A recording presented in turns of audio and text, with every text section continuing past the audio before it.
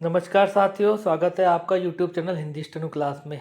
अभी जो मैं डिक्टेशन अपलोड कर रहा हूँ वो 90 शब्द प्रति मिनट के हिसाब से 10 मिनट की डिक्टेशन है, जो कि अभी जो आने वाला एग्ज़ाम है एसएससी तथा इलाहाबाद हाई कोर्ट, इन दोनों के लिए महत्वपूर्ण डिक्टेशनों में से एक है। 10 मिनट की डिक्टेशन लिखने से आपको फ़ायदा ये होगा कि आपको एग्ज़ाम की किसी प्रकार की घबराहट, टेंशन या डर नहीं रहेगा, या एग्ज़ाम हॉल वाला एक हवा नहीं रहेगा, क्योंकि आप ऑलरेडी घर पे इतनी बार प्रैक्टिस कर चुके होंगे कि तो आपको 10 मिनट की डिक्टेशन लिखने की आदत हो जाएगी और टाइम पर अनुवाद पूरा करने की आदत हो जाएगी, प्लस आपकी हिंदी की अशुद्धियाँ भी सुधरेगी। तो चलिए, आपका ज़्यादा समय नहीं लेते हुए मैं सीधा डिक्टेशन पर आता हूँ। तो चलिए साथियों, तैयार हो जाइए। यस, डिक्टेशन के लिए तैयार हो जाइए। Dictation start. महोदय, आधुनिक काल हमारे राष्ट्र का वैज्ञानिक एवं औद्योगिक क्रांति युग ही है। इस युग के विज्ञान यज्ञ को सफल बनाने में ही भारतवासी का योगदान नितांत आवश्यक है। इस विज्ञान क्रांति की गति इतनी धीमी क्यों? 105 करोड़ की जनसंख्या वाले देश के लाखों वैज्ञानिक, यांत्रिक वैज्ञानिक एवं तकनीकी कर्मियों की शक्ति विश्व में तृतीय आकी जाती है। पर खेद है कि नोबेल पुरस्कार एवं अन्य वैज्ञानिक एवं तकनीकी शोध पत्रों व तकनीकी अथवा वैज्ञानिक आविष्कारों की संख्या इतनी नगण्य क्यों? उत्तर स्पष्ट है कि विज्ञान हमारे जन चेतना में सांस्कृतिक चेतना न बन पाया। इसका एक यह भी कारण है कि विज्ञान का कार्य शिक्षा व प्रशिक्षण राष्ट्रभाषा अथवा प्रांतीय भाषा में न होकर अंग्रेजी भाषा में होगा। अतः इन विशेषज्ञों का लाभ अंग्रेजी प्रधान देश उठाते हैं। प्रयोगात्मक कार्यों की असमर्थता के कारण हमारे यहाँ के वैज्ञानिक व अनुसंधानकर्ताओं के सैद्धांतिक अनुसंधान कार्यों को विदेशी कार्यान्वित कर लाभ उठाने में सक्षम हो जाते हैं। हिंदी के माध्यम से कार्य होने पर सीधा लाभ हम उठा पाते।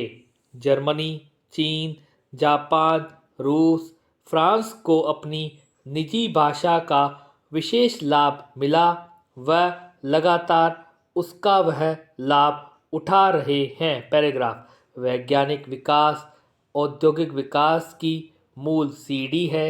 विज्ञान की आधुनिकतम उपलब्धियों का लाभ उच्च तकनीकी अनुसंधान एवं विकास के माध्यम से ही संभव हो सकता है।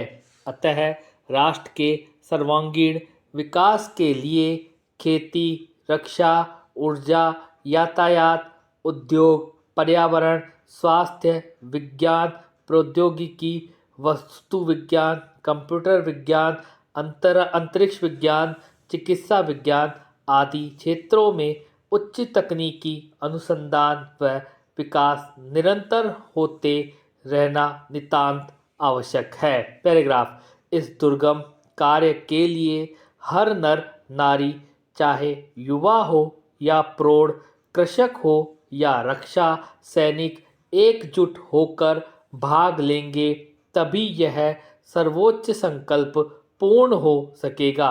अतः आवश्यक है इस हेतु एक ही संपर्क भाषा का माध्यम अपनाएं, अन्यथा एक समृद्धशील व शक्ति संपन्न देश का सपना साकार न हो सकेगा और उच्च शिक्षा प्राप्त बीई, एमएससी एवं पीएचडी की उपाधियों से अलंकृत उच्च पदाधिकारी वर्ग ही इस विज्ञान की धरोहर को अपने मानसिक विलास का साधन बनाए बैठे रहने के अतिरिक्त कुछ भी न कर सकेंगे। वैज्ञानिक शोधकर्ता या आविष्कारक एक स्वप्न दृष्टा होता है, पर उसका स्वप्न साकार तो सहयोगी व शिक्षित कर्मियों के योगदान से ही संभव हो पाता है। बुद्धि विकास के अवसर किन्हीं कारणों से न मिल पाने के कारण ये कर्मी अपनी प्रतिभा का विकास हाथ के कार्यों में दक्षता से करते हैं। अतः इस हेतु यह आवश्यक है कि वैज्ञानिक व तकनीकी कर्मियों के बीच की संपर्क भाषा हिंदी अथवा प्रांतीय भाषा ही हो।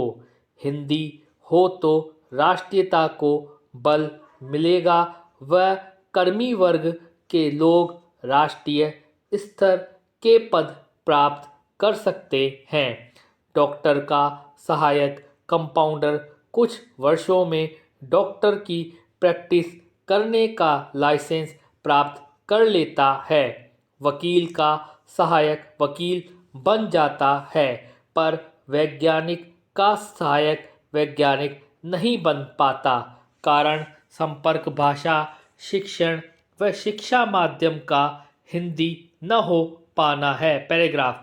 उपाध्यक्ष महोदय, उसमें हमने साफ साफ कहा था कि जो गरीब वर्ग है, जिसकी गरीबी के बारे में सभी जानते हैं, उसको देश की आमदनी का जो औसत है वह अवश्य ही मिल जाएगा और इस दिशा में हमारा प्रयत्न जारी रहे। हमारा जो बजट है उसको जब तक अपनी आर्थिक व्यवस्था या अपने विचारों के अनुसार नहीं आंकेंगे, तब तक उस ध्येय की पूर्ति नहीं हो सकती। यदि इस दृष्टि से अपने बजट को देखते हैं तो हम इसे न अधिक और न कम नंबर दे सकते हैं।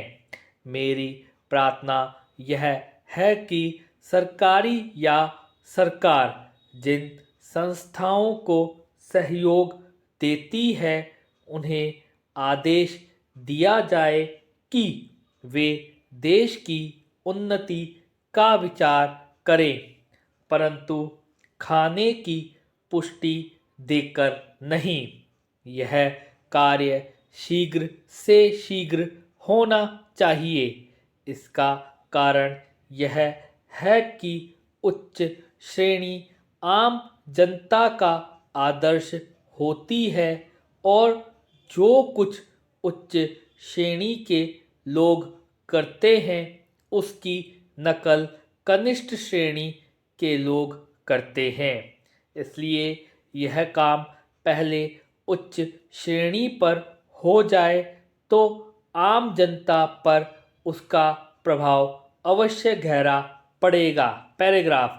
सप्ताह में 2 बार भोजन छोड़ने का जो मेरा सुझाव है, इससे न केवल अनाज वरन ईंधन, तेल, कोयला आदि सब की बचत होगी।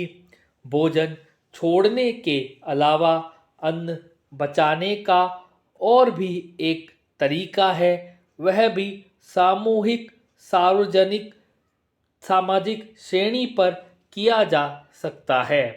जानते हैं कि इस देश में 10% अन्न कौन खराब करता है?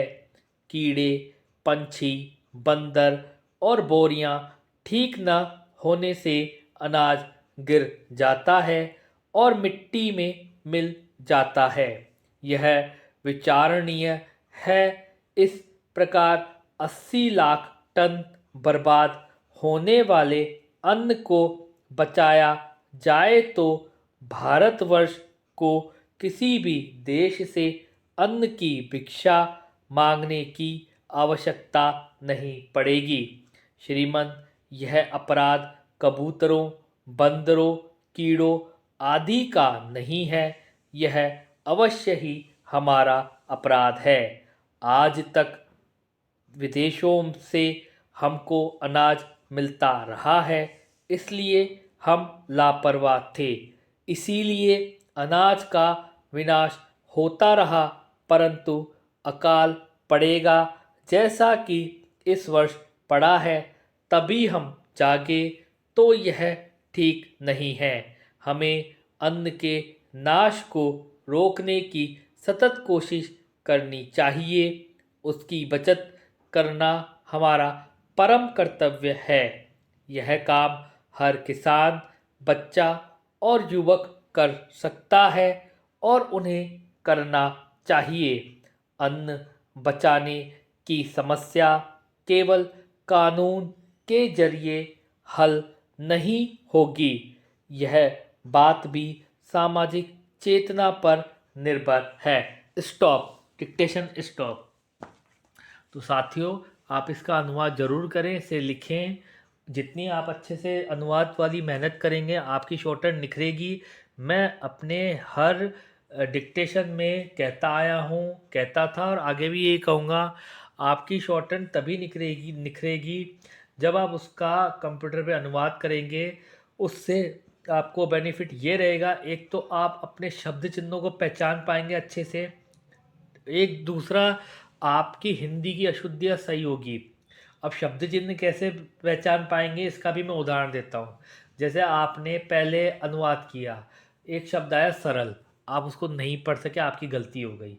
आप जब उसको गलतियों को मैच करेंगे ना कॉपी से कि मैंने ये यार सरल लिखा था, बस सरल ही नहीं पढ़ पाया, ठीक है, ऐसा दूसरी बार होगा, ऐसा तीसरी बार होगा, चौथी बार आप ऑटोमेटिकली उस चीज़ को पकड़ लोगे, ठीक है।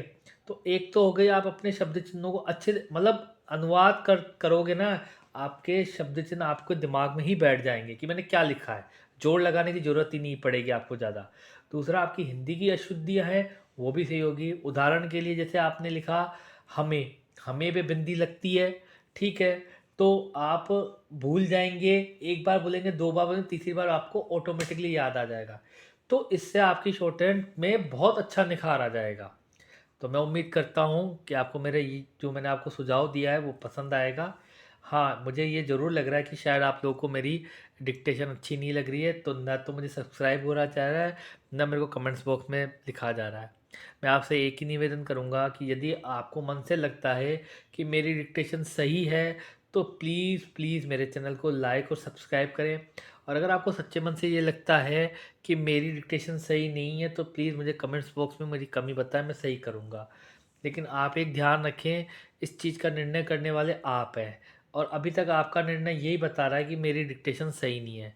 तो मैं आपका ये नकारात्मक निर्णय भी सर आँखों पे रख रहा हूँ। मुझे तो आपकी तैयारी करवानी है, मैं आपकी तैयारी करवा रहा हूँ। अब आप देखें कि आप मुझे इसका क्या फल देंगे, वो आपको देखना है। तो चलिए, आज के लिए इतना ही, मिलते हैं अगली वीडियो में। अभी के लिए इतना ही। आप अपना ध्यान रखें, एग्ज़ाम टाइम है तो इसलिए आप अपना अच्छे से ध्यान रखें।